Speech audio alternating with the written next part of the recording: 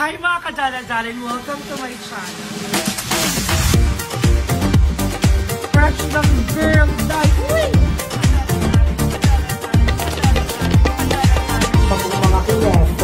Mga kineto. Pag-uwing show natin, and thank you so much for watching this video. Charit. Mga darling. So, hi mga kadala-dalan! Welcome to my channel. Yes! So, I'm with Aye and Emma! Pasko na! Pasko na! So, ayan, dahil December 1 na, so, eto magsisimula ng ating, ano yun? Vlogmas. Vlogmas for Christmas! Yan! Wala pa tayong mga decorations for Christmas, pero maganda soon. So, mga ano, nandun yung mga rush dapat tayo. Ano ba yun? Ang saya! Ano na? Ang saya. Super. So, yan yun. Ano ka dito? Yung parang medyo... Ayan. So, ayan. Kamusta kayo mag-shoot kay Ate at kay Emma? So, ngayon sa akin naman kami mag-shoot. At ang naisip ko ngayon na vlogmas is to talk about your experience or kung anong nafe-feel mo pag pumapasok ng December. Since lahat tayo excited kapag December na, diba? So, eto, ikaw tatanungin na muna kita. Laro ko kita. Gusto ko ikaw una. Nung bata ka, so, nung bata ka, anong nag-feel mo at naiisip mo kapag December 1? Nung bata as in kaedad ni William. Yung mga ganito ka pala. Mga ganito. Gusto ko nang mawala sa mundo. Nung bagets ako, pag December, feel ko madami mong pera. Nag-ngaroling, tapos mga bigay ng ninang. So, ganun yung sense of Christmas sa akin before. So, ikaw naman, nung bagets ka, anong nafe-feel mo kapag syempre, November, pagtas ng November, December 1 na, so iba na yung ano. Ako nung dati, hindi eh. Nag-uumpisa siya talaga pagpasok ng September. Ay, may bare months ka? Oo, as in, na parang, September na parang ang lamig na ng simi ng hangin. Kasi sa kaingin, nag-i-start na yung... Sabi ni Jay, di ba iglesia? Hindi kasi di ba, may mga times na yung natiwalag kami, yung parang pinabinyag kami ng ano, doon ko na ano na parang nung Christmas, kasi syempre may Pasko na kami noon, gano'n. Tapos, yun, pagpasok ng September, nakikita ko kasi yung nagsiset up na ng mga malalaking parol sa mga poste. Oo, sa lagi parol eh. Diba? Tapos, yun, sa school, papagawin na kami ng mga parol. Tapos, sa kaingin, mag-i-start na yung mga tugtugan ng buong tarat-tarat, ng mga, basta sobrang dami. Tapos, lalo na pagpalapit na ng palapit yung simbang gabi. Say, doon na yung madaling araw, biglang magbibel, yung simbahan. Tapos, tugtugan na nung, sa simbahan, ang lakas ng tugtog ng mga kasi maliit na yung pag namin, kaya super rinig mo pag madaling araw. Tapos, yun, parang pagpapalapit na yung Christmas, nararamdaman ko din yung mga, parang feel ko, na madaming pera, nagpe-prepare na kami for carolings, gano'n. Tsaka wala akong mga ninang at ninong. Totoo ba? Ay, oo, kasi lumaki siya as English. Well, hindi. Wala din. Kasi, di ba, parang sa ano ko na panganak, sa iba't iba. Kasi, dati nga ng mga bata kami, iba pa kasi kami ng mga lugar dati. Punta kami Pangasinan, Novaliches, wala kami permanent address. Tapos yun, parang may times pa nga na nakikitira kami. Tapos alam mo yung kulungan ng baboy, doon kami natutulog. Yung tawag doon, koral? Koral. Kasi nga, so wala kang mga ninong at ninang kasi nung bininigyan ako ng Katoliko, kami lang pamilya yun. Wala kami naging ninong at ninang. So, gano'n. Yun yung nararamdaman ko. September pa lang yun. Excited ka na talaga. So, ako naman kapag December na sobrang excited. Hindi ka namin kasali. Huwag na. Ay, wag yung aantayin mo kung tatanungin ka na. So, tatanungin nyo muna daw. Bala kayo dyan. Ayun na. So, kapag December na sobrang excited ko na. Kasi dati nung bata ko, naalala ko, may ina-attend akong church. Yung basta may... Ay, nalaglag siya. Dito ka lang. Bakit di ka gaganon? Baka kanina ka nalaglag. Hindi, ngayon lang. Ayan. So, may ina-attinan akong church kasi nga born again Christian kami nung bata. Tapos, dun sa church na yun, meron kami mga sponsors. So may mga sponsors from, so ayun, yung church namin may mga sponsor kami sa ibang bansa. Tapos every Christmas, birthday, Christmas, may family gift pa. Nagpapadala sa amin yun bago pa mag-Christmas. So maaga kami nakapamili ng mga damit ko dati. Tapos yun, yung pangangaroling. Spoiled kasi ako sa lola at lola nun. So talagang hindi ako worried na yung mga damit. Yun, excited pa ako mamili nun ng mga Divisoria. So, sinasama ko yung mga tita ko sa Divisoria, bumibili sila ng mga pangregalo. Tapos ako naman, sasama lang, tapos bibili ako ng baso, kasi bibigyan ako ng lola ko ng pera. Bili-bili ako ng baso. So, mukhang pera din talaga ako nun. Si Mark ka pa nun. So, si George ka din. So, ngayon naman, na malaki ka na, anong nilook forward mo ngayong Christmas at anong nafe-feel mo? Paano nilook forward? Wish ba ganun? I mean, paano mo celebrate yung Christmas? Tatlo lang kasi kami sa bahay. So, minsan mapipil mga loneliness. Kasi sobrang quiet place ng house. Kaya ang ginagawa ko, nagpapatugtog na lang ako ng malakas sa speaker. Ang problema, ayaw ni Mama ng mahihinay. So, naka-exam Ang exam ng Pasko namin, wala. After kain, nakiyatan na kanya-kanya. After ng Kaya nung first, namin Pasko doon, nung lungkot sobra kasi bago kami lumipat, nakapagpasko pa kami sa kainin. So, na-experience ko pa bago umalis doon. And sobrang laki kasi difference ng Pasko sa bago namin bahay tsaka sa lumang bahay. Nanday kasi sa kainin, ang daming tao, daming bahay, gano'n. Pero feeling ko ngayon pala, masaya naman. Especially kahit si Mama lang. Kasi ang dami ng tropa ngayon. Kasi nagsusumba siya doon. So mostly mga ka-village namin, tropa niya na. At bumuboses na din siya doon. Nakakala niya asosasyon siya. So kung feeling ko may enjoy niya kasi madami na siya mga tropa doon. Okay. So ako na muna. Ay, iba niya. Parang iba yung ikot. Iba yung ikot. So ako naman, kasi since nung nalipat ako dito nga sa side ng mama ko dito sa Cavite, every Christmas naging tradisyon ni ate, ng ate ko na, hindi kami nagpapasko sa 13. Lumalabas kami ng 13, pupunta kami ng summer sa Batangas, pupunta kami ng Baguio, pupunta kami kung saan-saan. So, ngayon, never pa ako nag-celebrate ng Christmas na ako lang. Ay, may isang beses, nung nagtatrabaho pa ako sa call center, sa office ako nag-celebrate ng Christmas. Pero ngayon, I am gonna be with them again. And I'm excited kasi nga, yun na lang feeling ko yung yung nagsasama talaga kami kasi nga, di ba, medyo ako naman nakahiwalay na ako talaga sa kanila. So, ayun, yun na lang yung look forward ko na magsama-sama kami kasi uuwi daw kami ulit ng province ngayon. Pero growing up, aminin mo, hindi ka na ganun ka-excited sa Pasko.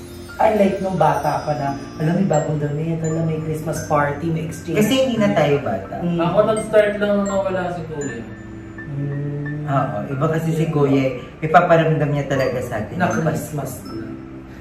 So, ikaw naman? Ako, feel ko, kahit pilitin ko maging masaya, feel ko hindi masaya. Feel ko magiging masaya ako kasi nandiyan si Archie. Okay yung bahay, andito kami sa bahay. Alam mo yun, pero feel ko magiging malungkot pa rin ako kasi ito yung unang Pasko na wala talaga kami kasama.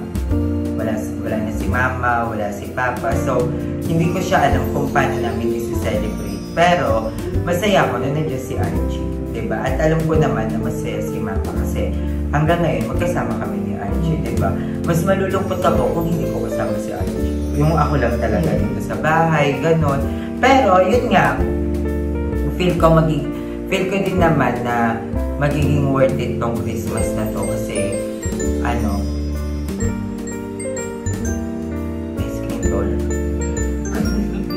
may at na-bless na yung bahay. Oo, yun, na-bless na yung bahay. Pero may i-check ako eh. Ayun lang, magiging masaya ako this Christmas. Pipilitin kong maging masaya. Kahit alam kong malulungkot ako. Ilalaban maging masaya. Pero syempre, hindi ka rin naman namin pipilitin maging masaya. Dahil nga, alam namin yung pinagdadaan. At tsaka nung nakaraan, namiss ko si Mama, tsaka si Papa. Yung sobra, as in malala. Kasi, tawag dito, namiss kong magkaroon ng kakampi. Namiss kong magkaroon ng taong magsasabi sa akin na ako yung pinakamagaling kahit ng totoo palpak ako. Kaya ako iyak nakaraan. Kasi parang, basta, na-experience ko kasi lately yung parang, look around yourself, ang dami mas magaling sa'yo, si ganito, si ganyan, ang gagaling nila. Oo, na parang na bigla kong na-miss si Mama tsaka si Papa. Kasi si Mama, kahit anong mangyari, sa akin lang siya nakatingin. Si Mama, nung nandito kami, kahit parang sobrang palpa ko na may mga times ako na hindi ko na babayaran agad yung mga kuryente namin, yung mga wifi namin. Pero tingin sa akin ni Mama, ang galing-galing ko. Kahit nasa ano ko na parang, na parang, ano ba ito? Parang sobrang palpa ko na. Ang dami ko ng mga pagkukulang sa'yo. Niya yung bagyo, hindi ko natupad para sa kanya. Yung gano'n. Tapos, pero nakatingin siya sa akin na parang, magaling ako. Ako yung pinakamagaling. Kaya sobrang nais ko si Mama nung nakaraan. Tapos, ganun din si Papa. Pag Pasko, kahit wala kami ganun kakargong handa, kahit hindi ko sila nariregaluhan ng katulad ng nariregalo ng ibang sa parents nila. Pero, para sa kanila, sobrang galing na galing sila sa akin. At yun yung gusto kong maramdaman ulit. Dahil kung hindi ko mararamdaman kasi wala na sila. Kaya, nililook forward ko na lang ngayong Pasko talaga na kahit wala sila, maging masaya na lang si Archie. At masaya din sila sa taas para sa'yo, syempre. Bakit? Naka-chat Oo. mo? Close kayo yun sa Naka-text. Oo, kasi parang nakangiti yun doon for sure. Nag-email. Nag-video call ka. Ay, nag-video. So, ayan. Gala ko patay ko. So, ayun, di ba? So, parang ibang-iba na talaga ang spirit ng Christmas nung bata ka kapag tumatanda. Kasi, nung bata ka, ikaw yung ikaw yung diwa ng Pasko. Oo, ikaw yung center of the eye ng lahat. Na parang, bata to, parang tayo masaya na kahit sa laruan ng 50 pesos lang. Ngayon kasi wala na, ikaw na yung magpo-provide ng ganun para sa mga bata ngayon. Na may paramdam natin sa kanila yung kung anong nararamdaman natin before.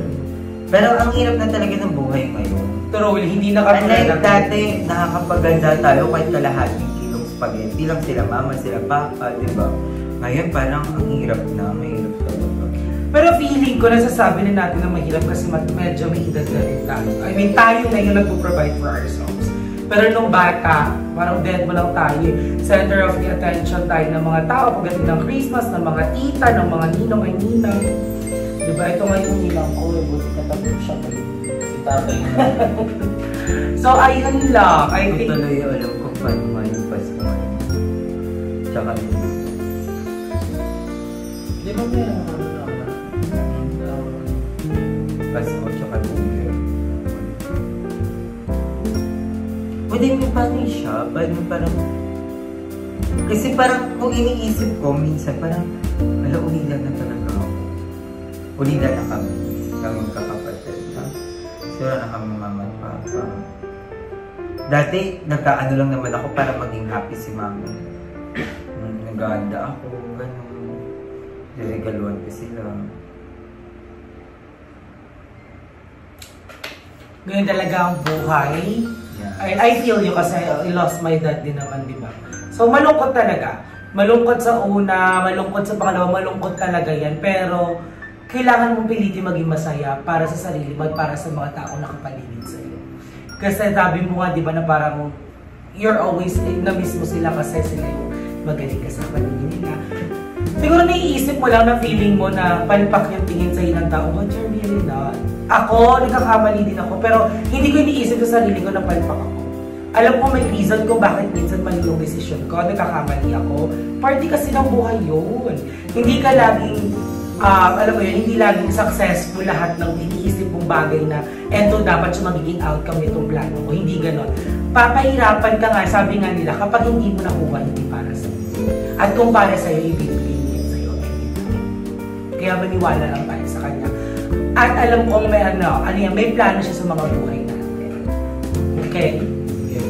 Sige daw tayo. Hindi totoo kasi yun. Parang hindi ko naman hindi ko naman ini-invalidate din yung self ko, yung idea. Kasi alam kong ginawa niya din yung best niya.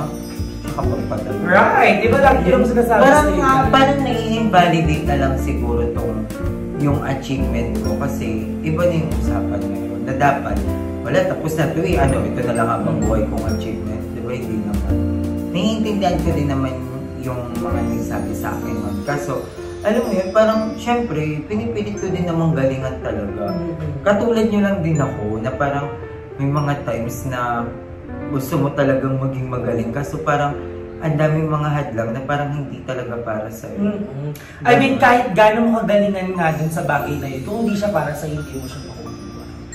Kasi may much better pang ibibigay for you. Di ba, Markova?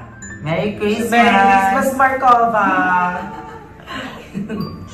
So, ayun. So, ayan, ito ang vlogmas natin ngayong December 1. Natabangan nyo ang mga eksena pa namin at mga gagawin namin pasabog dahil mag-everyday upload. Chari!